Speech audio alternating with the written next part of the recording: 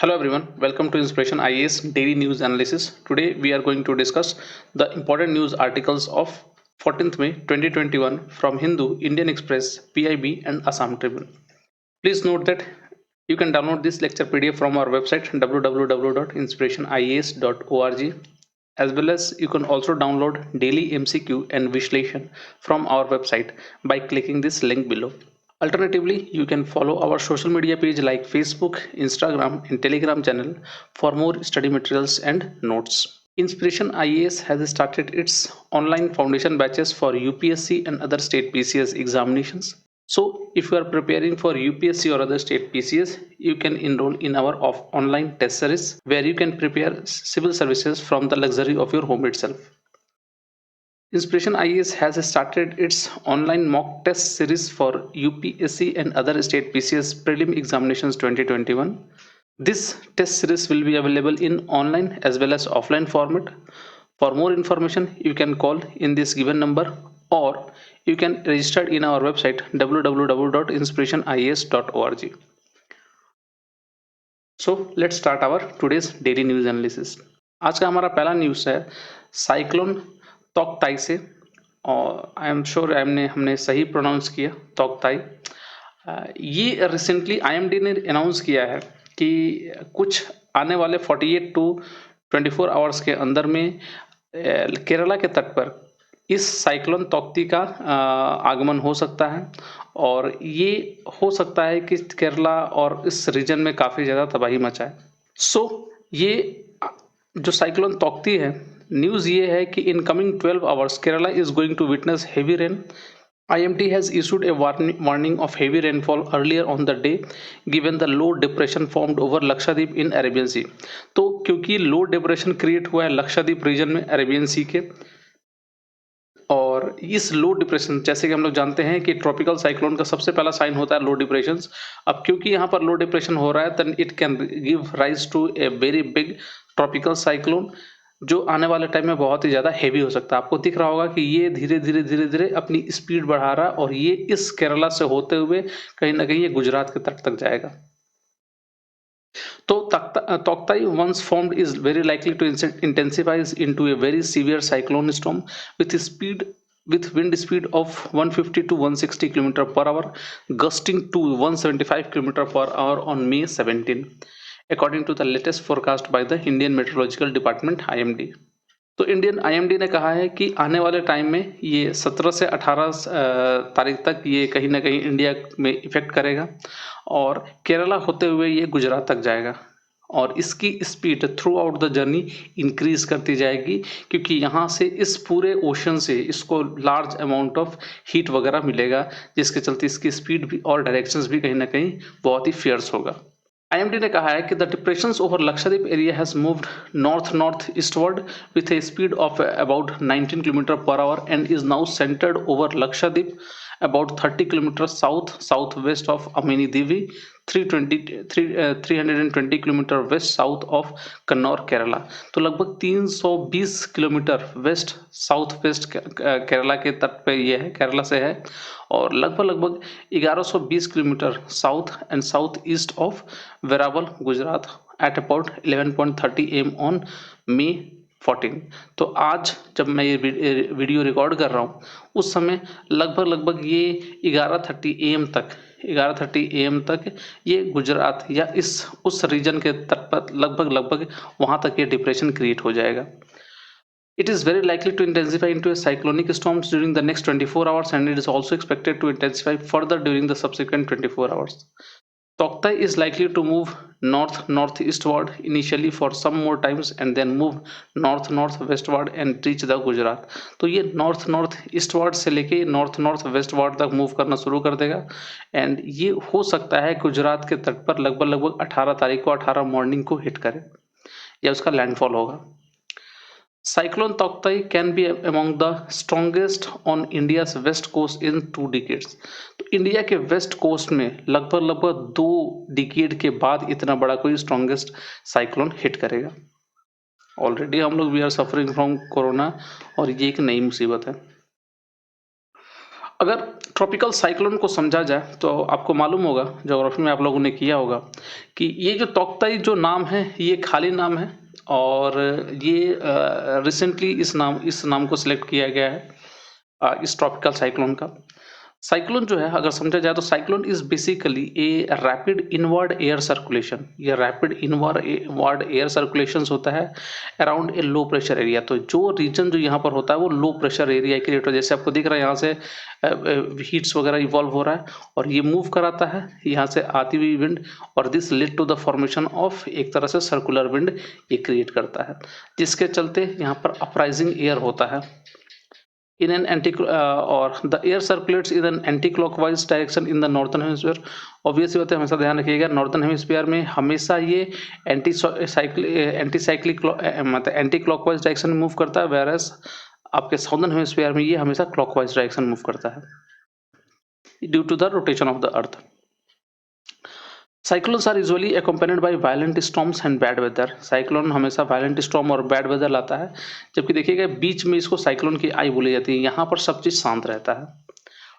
The word cyclone is derived from the Greek word cyclos, meaning the coil of a snake, and it was coined by Henry Paddington because the tropical storm is in the Bay of Bengal and the Arabian Sea appears like coiled serpent of the sea। तो obvious बात है, इसका cyclone जो नाम आया है साइक्लोस से आया है और साइक्लोस का मतलब होता है coil of a snake.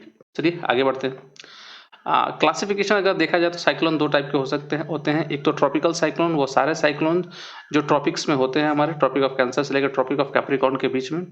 And दूसरा होता है एक्स्ट्रा ट्रॉपिकल साइक्लोन, वह रीजन होता है जो इस ट्रॉपिक से बाहर इस रीजन में होते हैं, जिसको हम कहते हैं एक्स्ट्रा ट्रॉपिकल साइक्लोन्स। इनको टेम्परेट साइक्लोन भी कहा जाता है, एक्स्ट्रा ट्रॉपिकल साइक्लोन को। The World Meteorological Organization uses the term tropical cyclone to cover weather system in which winds exceed gale force minimum of 63 km/h। तो जिसका 63 km/h से ज़्यादा अगर उसका फोर्स होता है तो उसको ही हम लोग साइक्लोन बोलते हैं। यहाँ पर 61 km/h और उससे लेस ये ट्रॉपिकल डिप्रेशन होता है। 61 से लेके 88 तक ये होता है ट्रॉपिकल स्टॉर्म्स। 89 से लेकर 220 km/h ये सीवियर ट्रॉपिकल साइक्लोन्स होता है और लगभग टाइफून 118 से लेकर 220 तक ये हो गया टाइफून। और सुपर टाइफून जो होता है लगभग 220 किलोमीटर से ज़्यादा। तो आमतौर पे ये आपके जो साइक्लोन तोक्ताई जो है इसकी स्पीड लगभग 175 km/h है। तो अगर ये 175 km/h होगा तो ये नॉर्मली टाइफून के नाम से जाना जाएगा। इसकी क्लासिफिकेशन अगर देखी जाए तो नॉर्मली ट्रॉपिकल साइक्लोन के फॉर्मेशन के स्टेजेस होते हैं और tropical cyclone develop in the region between the tropics of Capricorn and cancer and they are large scale weather system developing over tropical और सब tropical water where they get organised into surface wind circulations. ये obvious सी बात है, tropical cyclone को formations के लिए कुछ वेदर्स की रिक्वायरमेंट होती है। अगर आपको पूरे ट्रॉपिकल साइक्लोन की पूरी डिटेल जाननी है तो यहाँ पर आई बटन में आप क्लिक करके इस सारे प्रीवियस लेक्चर्स को देख सकते हैं, जहाँ पर हमने ट्रॉपिकल साइक्लोन को डिटेल में डिस्कस किया है। और अगर आपको ये लिंक नहीं मिलता तो आप हमें कमेंट में डालिएगा, मैं आपको ट्रॉपिकल साइक्लोन की डिटेल वीडियोस आपको लिंक सेंड कर दिया जाएगा। Extra tropical cyclones occur in temperate zones and high altitude regions and they are also originate in the polar region। तो एक्स्ट्रा ट्रॉपिकल जो साइक्लोन होता है वो मोस्टली पोलर रीजन में जनरेट होता है। चलिए हमारा अगला न्यूज़ है ड्रग इवरमेक्टिन से रिलेटेड। रिसेंटली गोवा और उत्तराखंड की गवर्नमेंट ने कहा है कि they are planning to dose their populations with the anti parasitic drug ivermectin to protect against severe कोविड-19 infection as their hospitals are overrun with patients in critical conditions। तो गोवा और उत्तराखंड के गवर्नमेंट ने कहा है कि हम अपने पेशेंट्स को इवरमेक्टिन ड्रग देंगे कोरोना वायरस के लिए, क्योंकि we are suffering from overrun with patients and they are in critical conditions. Ivermectin के बारे में थोड़ा जाना जाए तो ये एक तरह का एंटी पैरासाइटिक ड्रग होता है और ये पेट के कीड़े वगैरह या लगभग माउथ से लेके पेट एनस तक के कीड़े को मारने में हेल्प करता है, ये पैरासाइट्स को मारने में हेल्प करता है। हालांकि अब इवरमेक्टिन को WHO रेकमेंड नहीं करता है कोरोना वायरस पेशेंट को देने के लिए। एंड इवरमेक्टिन जो है एक तरह का ओरली एडमिनिस्टर्ड ड्रग होता है which is used to treat parasitic infections and this include parasitic infection of intestinal tract, includes all structures between the mouth and the anus, skin and eyes। तो लगभग पूरे बॉडी पार्ट्स में ये कहीं ना कहीं पैरासाइट्स को मारने में हेल्प करता है। इसका जो तरीका ये होता है कि ये इवेंचुअली जो पैरासाइट्स होता है उसको पैरालाइज कर देता है and kill of the parasites, और it stops adult parasite from making larva for a while and this provide relief to the parasitic infections. और इस तरह से पैरासाइटिक इन्फेक्शन से प्रोटेक्शन या रिलीफ मिलता है। अब मसला ये है कि इसको कोरोना पेशेंट्स में क्यों दिया जा रहा है। तो कुछ डॉक्टर मान रहे हैं कि ivermectin was found to be effective in reducing the multiplication of certain RNA viruses, क्योंकि आरएनए वायरसेस को मल्टीप्लाई करने से ये रोक रहा था एंड इसीलिए सार्स एंड कोविड-19 आरएनए के ऊपर में भी शायद ये काम करे। Hence, it is used for the treatment of COVID-19 in mild to moderate cases, and ivermectin is used for the treatment and eradication of two life-threatening illness। ivermectin पहले भी यूज हो चुका है और इसको सर्कियासिस, जो इसको हम लोग रिवर ब्लाइंडनेस भी बोलते हैं, ऑन्कोसर्कियासिस और फाइलेरियासिस, इन दोनों को ट्रीट करने में ये इवरमेक्टिन यूज हुआ था। तो गवर्नमेंट सोच रही है कि क्यों ना इस इवरमेक्टिन का ही यूज किया जाए कोरोना वायरस के केसेस में, जबकि WHO इसके फेवर में नहीं है। चलिए आगे बढ़ते हैं। हमारा अगला न्यूज़ है, रिसेंटली शकुंतला जी को वर्ल्ड फूड प्राइज का अवार्ड दिया गया है। इनका पूरा नाम है शकुंतला हरक सिंह थिल्स्टेड और इनको 2021 का world food prize laureate provide कराया गया है। वर्ल्ड फूड प्राइज जो है एक तरह से नोबेल प्राइज है फूड के एरिया में, और इसको नॉर्मन बोरलॉग जो ग्रीन एवोल्यूशन के फादर हैं उन्होंने इसकी स्थापना की थी। तो समझते हैं। World food prize 2021 won by Shakuntala Thilsted of Indian descendant citizen, she is a citizen of Denmark, और the award is presented by the World Food Prize Foundations, और the World Food Prize is the foremost international honor recognizing the achievement of individuals who have advanced human development by improving the quality, quantity और availability of food in the world। जिन्होंने ऐसे लोग जिन्होंने food के availability में उसके quality और quantity बढ़ाने में हेल्प किया है, वैसे लोगों को ये वर्ल्ड फूड प्राइज दिया जाता है। ये जो वर्ल्ड फूड प्राइज है ये बहुत अधिकतर सारे फील्ड को कवर करता है, जैसे कि any field involve in the world food supply including plant, animals and soil science, food science and technology, nutrition, rural development etcetera. Eligibility क्या है कि कोई भी आ सकता है। It is open for any individual without regard to race, religion, nationality और political belief, and इसका कैश प्राइस जो होता है $250,000 होता है। जैसे हमने कहा, Norman E Borlaug, winner of the Nobel peace prize in 1970 for his work in global agricultural, conceived the prize and he is also known as father of green revolutions.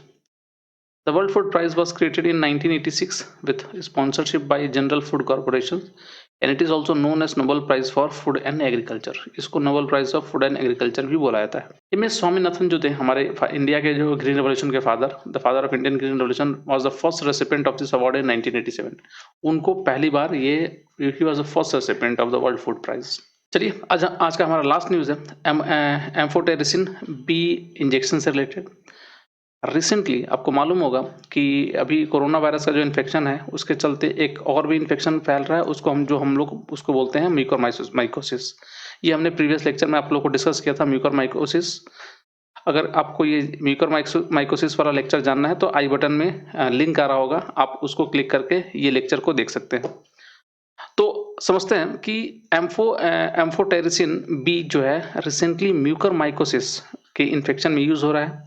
Obvious सी बात है, म्यूकोरमाइकोसिस एक fungal infection है, तो hence amphotericin B ये भी एक तरह का फंगल इंजेक्शन है। A sudden increase in the demand has been observed in some states for amphotericin B, which is being actively prescribed by the physicians to patients suffering from mucormycosis, a post-COVID complications. It is a fungistatic, inhibits the growth of fungi pathogen or fungicidal, which kills fungal pathogens depending upon the concentration obtained in body fluid and the susceptibility of the fungus. The drug acts on cell membrane of susceptible fungi and hence it destroys them. तो ये उसका chemical formula है और ये वो amphotericin है जो use हो रहा है एंटी फंगल इन्फेक्शंस में और म्यूकोरमाइकोसिस के खिलाफ। So that's all for today. ये सारे न्यूज़ इंपॉर्टेंट है और सबसे इंपॉर्टेंट है ये कुछ ड्रग जैसे कि एम्फोटेरिसिन और एवरमेक्टिन, इसको आप याद रखिएगा। हो सकता है यूपीएससी आपसे इस बार प्रीलिम एग्जामिनेशन में पूछे। अलॉन्ग विथ मेंस के लिए जैसे हमने डिस्कस किया, ये वर्ल्ड फूड प्राइज ये बहुत इंपॉर्टेंट है और ये जो ट्रॉपिकल साइक्लोन है, ट्रॉपिकल साइक्लोन भी आने वाले टाइम में यूपीएससी पूछ सकता है। तो नॉर्मली आमतौर पे ज्योग्राफी में तो क्वेश्चन आते ही हैं, बट जनरल स्टडीज में भी बहुत सारे ट्रॉपिकल साइक्लोन के नेमिंग सिस्टम भी आपसे पूछा जा सकता है। इस पूरे डिटेल में ट्रॉपिकल साइक्लोन के पूरे वीडियोस को हमने डिटेल में डिस्कस किया, कवर अप किया है। आपको आई बटन में क्लिक करके आप उस वीडियो को देख सकते हैं। आज के लिए इतना ही, कल हम लोग फिर मिलते हैं डीएनए के एक अलग सेगमेंट पे। तब तक के लिए शुक्रिया।